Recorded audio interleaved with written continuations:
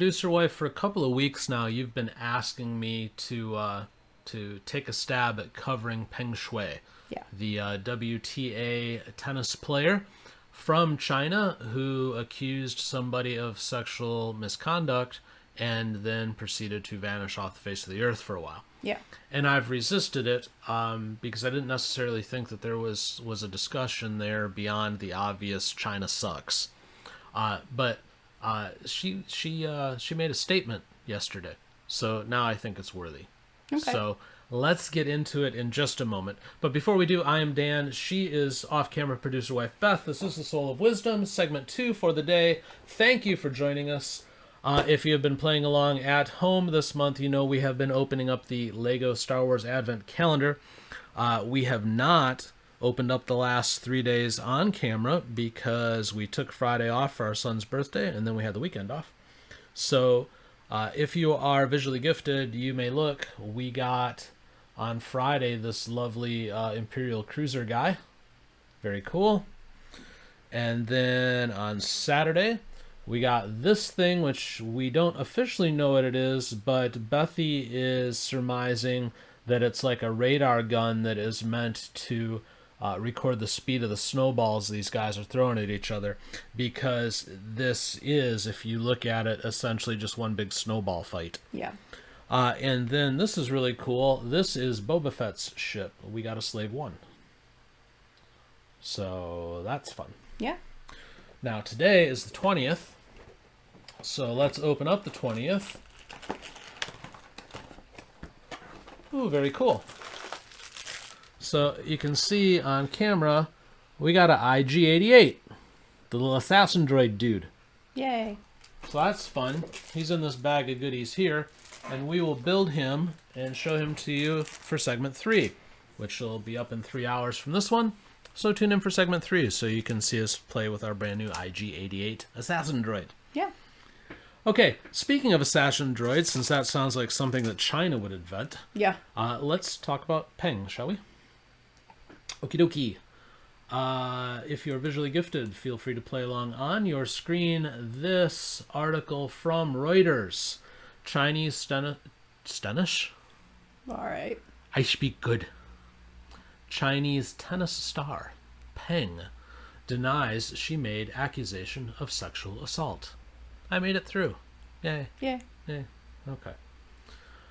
Beijing, December 20th. Chinese tennis star Peng Shuai said on Sunday that she had never accused anyone of sexually assaulting her, and that a social media post she made early last month had been misunderstood.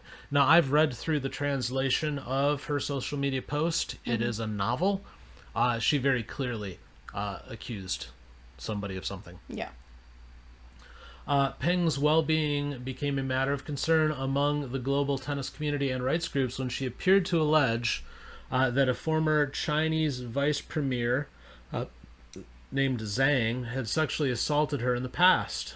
After that post, she was absent from public view for nearly 3 weeks. First, I need to stress one point that is extremely important. I have never said or written that anyone sexually assaulted me. I have to clearly stress this point, Peng said in a video. Peng's remarks on Sunday marked the first time that she addressed the matter on camera in public. She spoke on the sidelines of a cross-country skiing event in Shanghai. She said that her post on Weibo, a Twitter-like social media site, which had been quickly removed, was a, quote, private matter. Peng, 35, said in the video that people have many misunderstandings about her Weibo post. She did not elaborate. She said she'd been living at home in Beijing without supervision. In the video, she was not asked about Zhang and did not mention him. Reuters has been unable to reach Peng since her Weibo post. The WTA, which said earlier this month it would suspend tournaments in China due to the concerns over the treatment of Peng and safety of other players, continued to call for an investigation. It was good to see Peng Shuai in a public setting, and we certainly hope she's doing well. But as we have consistently stated, these appearances do not alleviate or address the WTA's significant concern on her well-being and ability to communicate without censorship or coercion. I would tend to agree. If it was a private matter, by the way, why did she post it on a social media platform? That doesn't even make sense. Well, yeah, there's a whole bunch of things here that don't make sense, and this is Yeah. why I wanted to go ahead and dig into this today. First off, again, I'm not going to go into it here because it's a big read, but I encourage you, dear listener, to go Google and find her statement that she made on Weibo. It's out there. Yeah. And she's not beating around the bush in it. She's talking about what happened in her past. Yeah. Now, we can debate whether or not she's being truthful. I'm not saying she's not. I'm not saying she is. I'm just saying she made an accusation. Yeah. That much we can say with fact. And now she's saying she didn't. Yeah. And now she disappears off the face of the earth for several weeks after. And then she emerged at one point to do an interview with another Chinese news agency. This was like 3 weeks ago or something like that, where she just basically had a smile on her face and she was wearing like this China garb and stuff that had like the flag on it and whatnot. And she's like, I'm fine, with a big smile on her face. I'm good. I don't know what the problem is. I'm just at home. And then she appears at this thing and she's like, no, I never said anybody said anything like that. Yeah, she apparently met or had a video call with the International Olympic Committee too, which they refused to divulge. And they said that when they saw her, she was fine as well. But Yeah. there's no proof that ever actually happened. Yeah, and again, she's lying now. Yeah. Whether it's, whether what she said wasn't true or she's being coerced. I think it's more likely that she's being coerced. Oh, yeah. At this point. There were threats made for sure. Because that's the only reason why I would think the WTA, which is a very large organization that operates in dozens of countries around the world, would remove their tournaments and everything else from China. Well, they're losing a ton of money by They're not doing going to it. do it on a whim. Yeah. So they've got to believe that there's something going on with this thing. But I've found it worthwhile to dig into today because this is an example to me. I'm going to go on the assumption that they got to her. Yeah. Okay. I'm going to go under that assumption because I think it is the most likely of what's going on here. But this kind of talks to me about exactly what China is. Well, they're not allowed to speak out against anybody in a higher office, correct? Correct. Yeah. Yeah, it's against the law there to do those things. But this is very Orwellian to me. We're reading through 1984 right now with our son, and we're taking our time to go through it because we want him to understand it.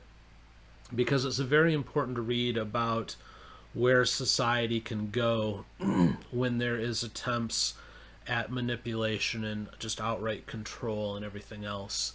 And China is very much walking down that path. Honestly, they're way down that path now. Yeah. Where they're controlling the speech and the feelings and the attitudes and everything else of everybody. And it's a cautionary tale for me because we are very, very fast going down that same path here. And if you don't believe me, just look at your social media feed. And look at the zealots that you have on each side and how neither side wants to get away from their camp for any reason whatsoever, because it's all about this rallying under one kind of theme, this control, this brainwashing, for lack of a better way to put it.